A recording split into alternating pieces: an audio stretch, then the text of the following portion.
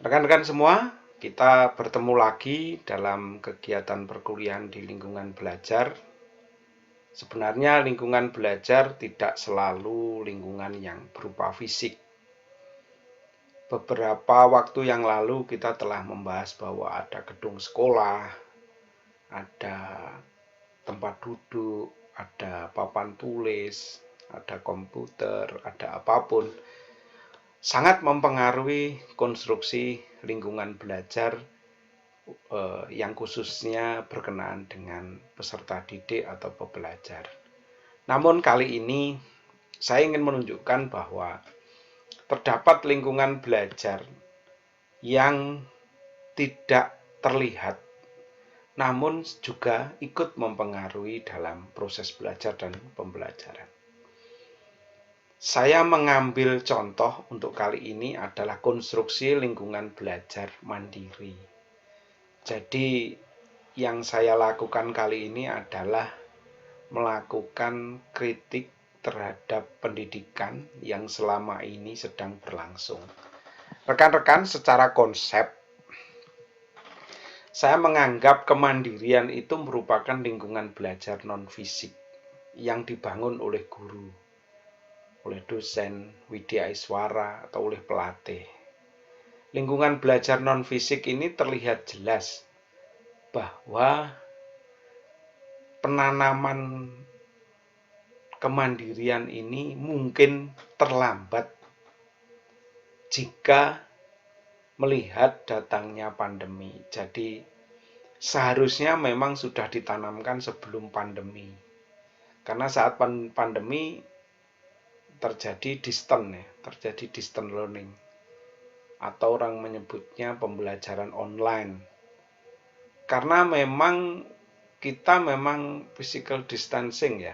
Jadi kita tidak mungkin akan berdekat-dekatan, tidak mungkin akan melakukan kegiatan untuk berkumpul dan sebagainya. Maka konstruk yang saya bangun adalah non-fisik ini ternyata yang bermasalah di kemandirian. Sebenarnya banyak selain kemandirian ya, ada model pembelajaran.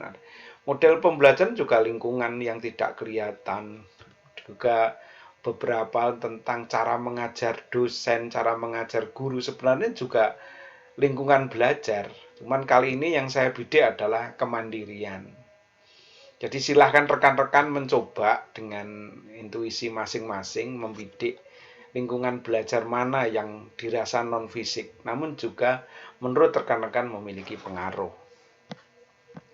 Konstruk berikutnya adalah dalam pendidikan saya mencoba membuka wawasan tentang kemandirian. Baik kemandirian sebelum pandemi, era pandemi, atau setelahnya itu. Atau pasca pandemi atau yang kita sebut endemi. Karena menurut WHO, COVID-19 ini tidak mungkin hilang. Maka sudah disebut endemi. Sudah berakhir dengan kondisi bahwa di dunia ini tidak mungkin menghilangkan virus tersebut dari badan dunia. Maka disebut pasca pandemi disebut endemi.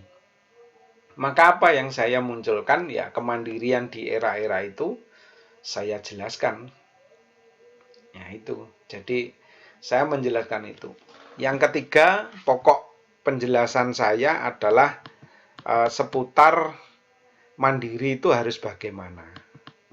Sebenarnya kalau kemandirian di lingkungan belajar itu sederhana ya, sederhana. Bagaimana mereka diberikan kesempatan untuk melihat sistemnya sendiri. Kami menyebutnya model remote learning. Portofolio menjadi kunci. Jadi mahasiswa lah yang memiliki kuliah itu. Tugasnya ya dia ambil-ambil sendiri, dia cocokkan sendiri, dia gagas-gagas sendiri.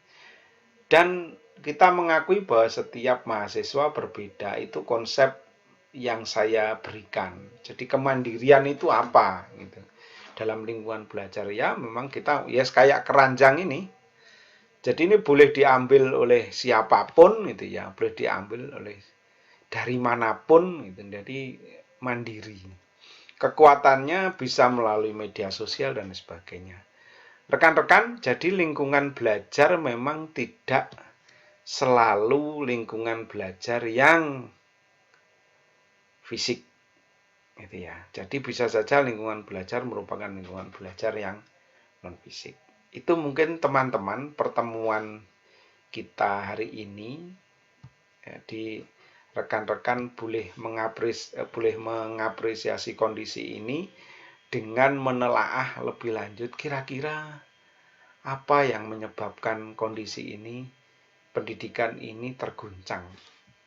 Mungkin ini. Atau rekan-rekan ingin mengungkapkan sesuatu yang lain ya. Kami persilahkan misalkan mencontoh negara-negara Finland atau negara mana yang non fisiknya lebih maju, atau ingin membahas mengenai negara tetangga Malaysia dan sebagainya. Banyak yang perlu kita ungkapkan sebagai lingkungan belajar yang non fisik.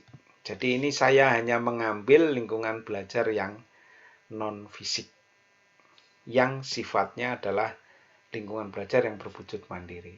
Kami persilahkan rekan-rekan membahas yang lain, tentunya menggunakan rujukan-rujukan yang lain pula. Terima kasih rekan-rekan telah bergabung.